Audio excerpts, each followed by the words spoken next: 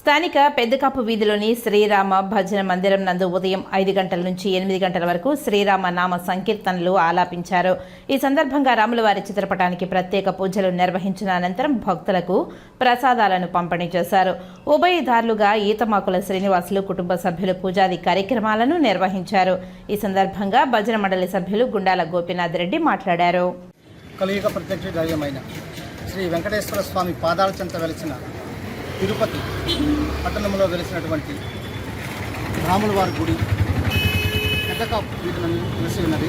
ఈ గుడి గత 40 సంవత్సరములుగా తిరుపతి కళాకారులు పరిసర ప్రాంతంలోని కళాకారులను వచ్చి వారి భక్తి శ్రద్ధలతో ఈ ధనుర్మాస సందర్భంగా భజనలు చేసి వారి భక్తిని సాటుకుంటున్నారు.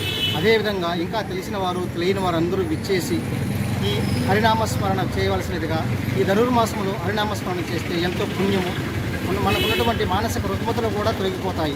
కావున ప్రతి ఒక్కరూ తిరుపతిలోని ప్రజలు మరియు పరిసర ప్రాంత ప్రజలు కూడా గుర్తించి గమనించి మీకు అందుబాటులో ఉన్నటువంటి భజన గుడిలలో భజన చేసి మీ జన్మ ధన్యం చేసుకునవలసినదిగా ఆ ఏడుకొండల వాడిని మొక్కుకుంటున్నాను.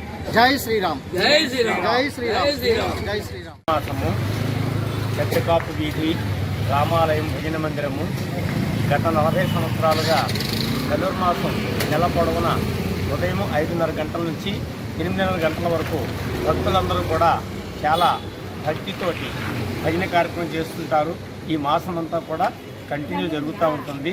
గత 40 ఏళ్లుగా ఈ దేవాలయంలో మన రాములవారి 40 సంవత్సరాలుగా భక్తులందరూ చాలా భక్తి శ్రద్ధలతోటి కళాకారులందరూ కూడా విచ్చేసి తమ యొక్క సమయాన్ని వెచ్చించి మన యొక్క హిందూ సాంప్రదాయాన్ని అభివృద్ధి పరచాలనే ఉద్దేశంతో గత 40 ఏళ్ళుగా జరుగుతూ ఉందండి.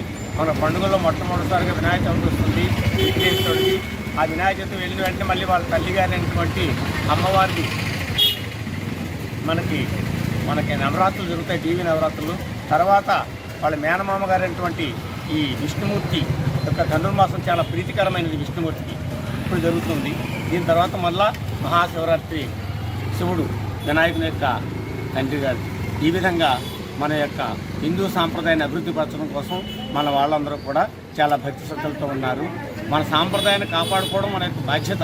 కాబట్టి ప్రతి ఒక్క భక్తులు కూడా తమ యొక్క సమయాన్ని వెచ్చించి వీలైన తొందరగా వచ్చి ఈ కార్యక్రమాన్ని జయప్రదం చేయవలసిందిగా కోరి ప్రార్థిస్తున్నాం.